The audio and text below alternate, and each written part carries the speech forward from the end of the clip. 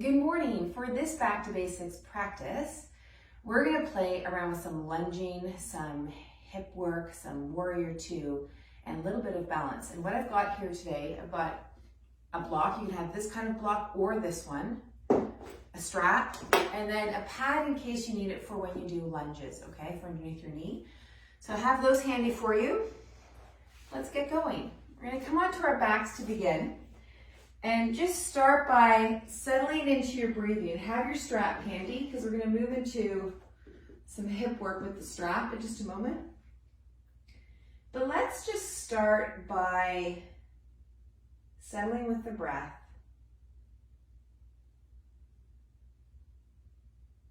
And just checking in on yourself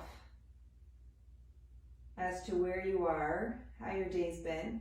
And if you're doing this just out of bed after a nap or a sleep, then notice how your sleep or your nap was with you, and if you feel rested or not. And just get into the reality that you are in this moment, and also what's driving you to do the practice. Remembering that when we do these practices, it's about moving in a range that doesn't increase your symptoms and to really touch base with how your parts are moving. And I'll explain more as we go, as I show these various movements, and this mindfulness, this connection. So then we'll move into some hip work here, and we'll take the strap around the bottom of one foot and bring that foot up to the sky.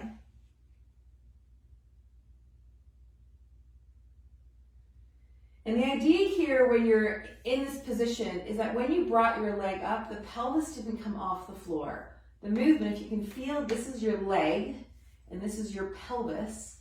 Your leg bone is moving in your pelvis. Now you might only be here and your knee is bent, which is fine. And then you can start to gently play around with straightening the knee, but just be aware of what's going on with the pelvis. So as you start to straighten that, does your pelvis lift up? Or when you straighten that, you get back pain or SI pain or piriformis or something like that, then you know you're just going a bit too far. So stay in the range that your system is saying all is good. Yeah. And then slowly take the toes towards your nose and then away. And as you look at the toes and as you're moving your foot, you'll also see your ankle. Yeah. And my initial instruction was to have your toes come towards your nose. So what might have happened when I said that is your toes may have really pulled back towards your nose, which is a movement that works. I also want you to pay attention to the ankle itself, and can you generate the movement more from your ankle? So we're connecting ankle and hip now. Great.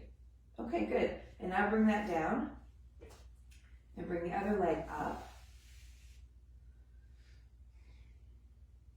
And let the leg just settle into the pelvis. Again, here's the leg and here's the pelvis. See if you can feel these bony bits of yourself and the tissue. Sometimes we can go directly for that stretch sensation, which is fine. The only thing that I have trouble with that stretch sensation is it doesn't indicate we're doing anything good or bad. It's sort of a meaningless indicator, if I could call it that. Right? Because we could compensate our way into any kind of sensation. So if I can just feel where this leg is, feel where the pelvis is, did the pelvis lift or not? Is there strain there or not? And then start to move that ankle. Let the toes stay relaxed if you can.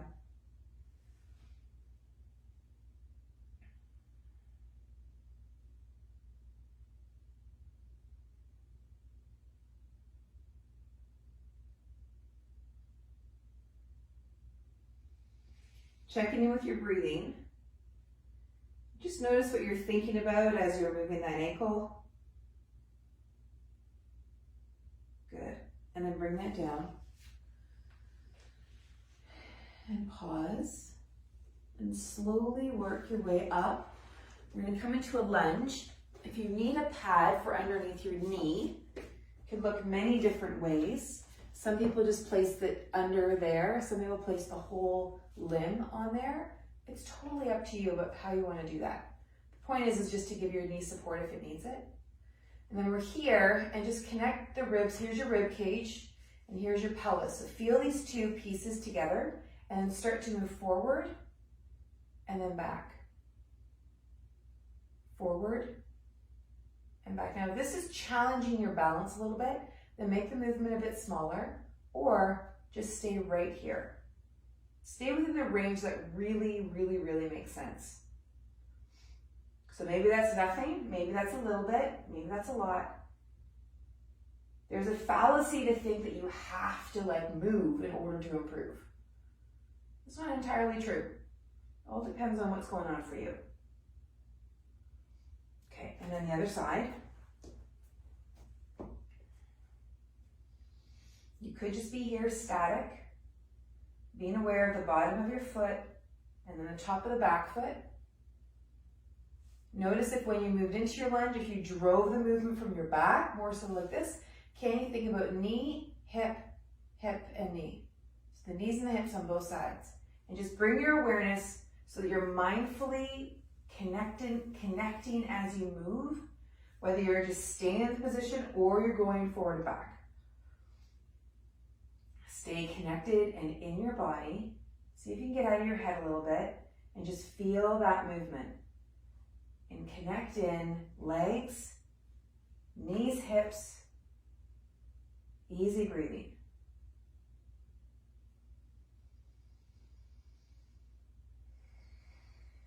There you go.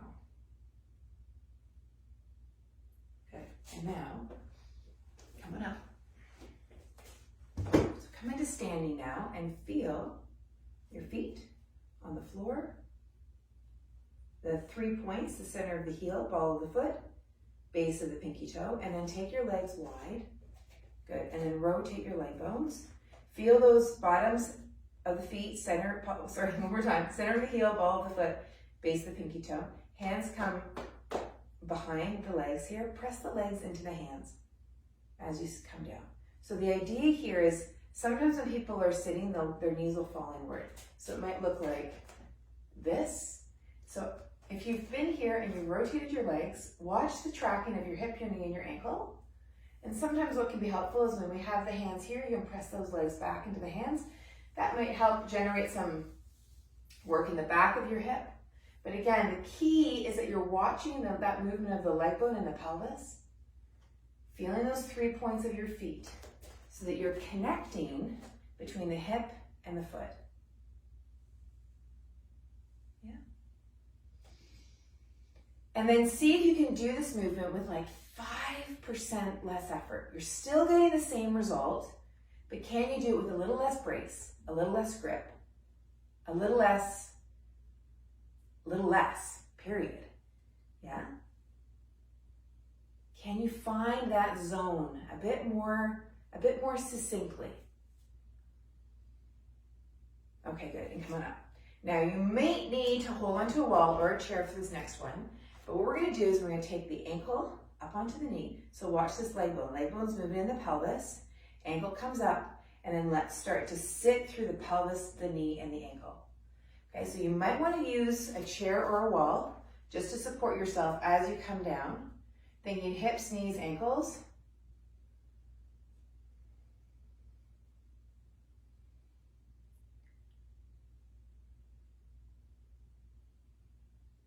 And again, come back up again, and for the purpose of discovery, notice what goes on in your ribs, notice what goes on in your hips, and start to come down, and notice if there's any starting gripping to happen in your ribs.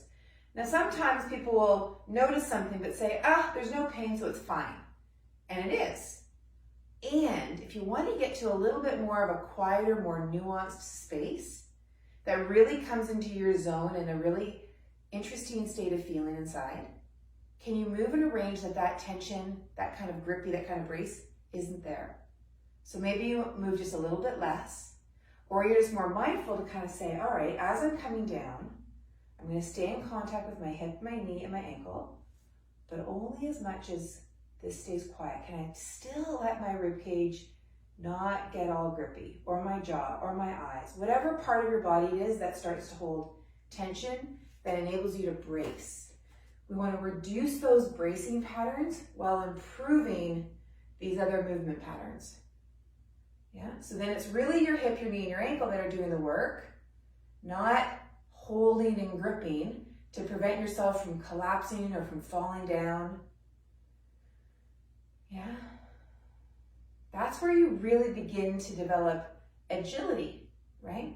Have these foundational back to basics movements, very, very simple, but also kind of genius.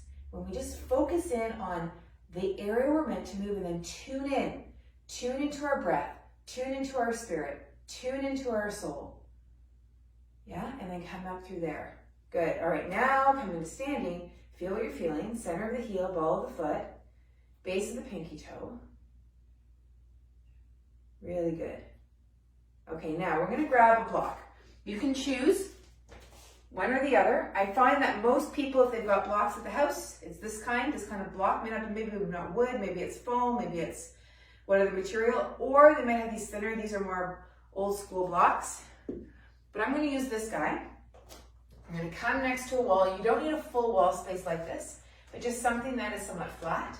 And I'm going to place this block between my leg and the wall. So I'm in a bit of a warrior two, and I'm holding onto the block. So it's as if I'm here, and I'm pressing the leg into my hand. So if you don't have any wall space or flat space, you can be here in your warrior two and press that leg up. See how that leg presses out into my hand? Tracking there. Okay, so that's what we're going to do. Now, it's interesting when you do it against a wall, I find, because your leg, you know for sure if you've dropped the block, right? So it's very, very clear where you're at. So I just want to check in something. Here, where's my pelvis? All right, good. Now, from here, you can just be, and you can stay right here. Whoops, hold on 1 second. As I get myself set up here. Okay, good. Now from here, you can be into warrior two like this, or you can start to come to a side bend one way, and the other way. One way, and the other way. Right? So it could look like something like this. But again, think about everything we've done so far. Find the place where you can experience ease, and then you're going to build strength, improve your movement from there. Good. All right. And then other side. So you're here. Good. Okay. And you might just be here.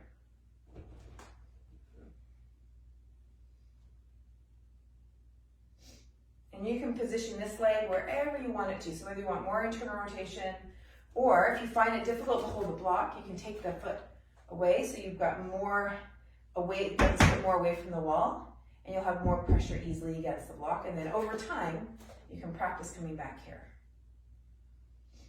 Okay, and then if you're ready, you can come here. And you just choose where it makes the most sense for you to be, right?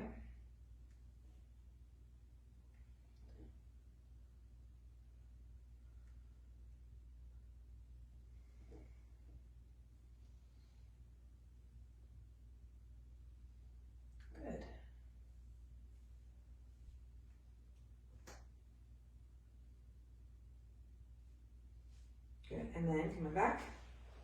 Good, and now come back to standing. All right, now notice what you feel. Good, all right, let's bring this strap back in. We're gonna loop it up. So it's about shoulder width apart. And we're gonna take the strap onto your arms just above the elbows.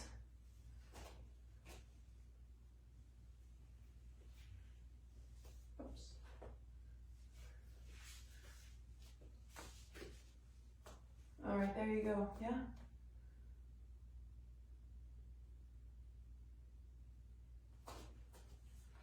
Okay, and then start to bend the elbows like so.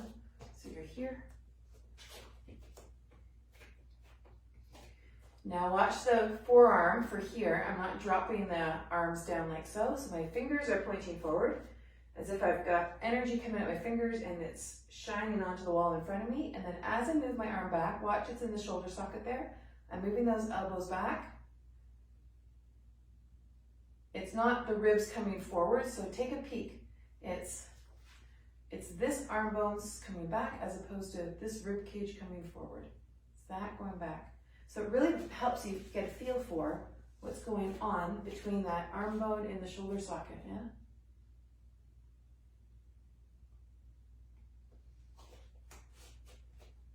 And then just feeling the center of the heel, the ball of the foot, and the base of the pinky toe.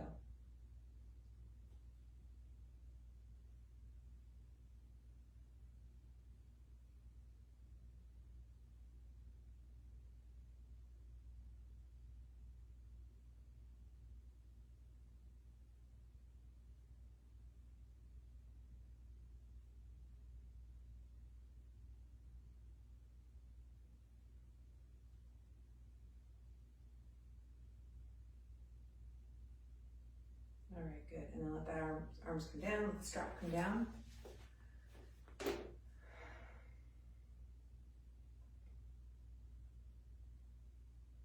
Good. And then let's come into a very, very, very small wall set. Very small. And so what I like to say to people is be only as deep as you could be for 30 minutes. So if you could be here for 30 minutes, that's the position you want to be in. This is not about burning your legs out. It's about reconnecting hips, knees, feet, all with a very easy upper body. And just follow your inhale and exhale now as you notice your feet on the floor.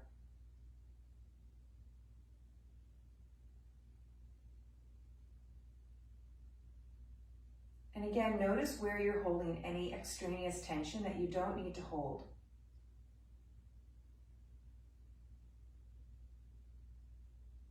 And so it might be that you need to come up a little bit, or you might just need to talk to that area of your body and say, you know what, we don't really need you in. You can go to the beach, you can have a Mai Tai, you can relax. So it might be one or the other, or a combination. You're wanting to help train patterns between your brain and your body about what needs to work, when it needs to work, and how to reduce your compensation patterns. Yeah? Just take some practice. A very, very simple action that takes some practice. And then with that practice, that new habit will form. Really easy breathing.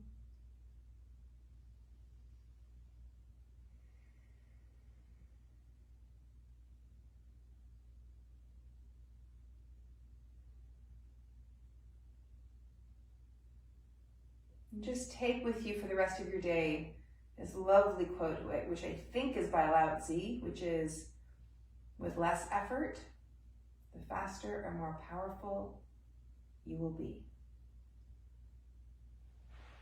So you have a great rest of your day. Take the practice with you. We will see you tomorrow. And if you would like any extra help doing one-to-ones with me, just send me an email, send us to the website, send us a direct message. I'm happy to work with you to make you a practice that has you feel really, really good. Take good care. Mwah.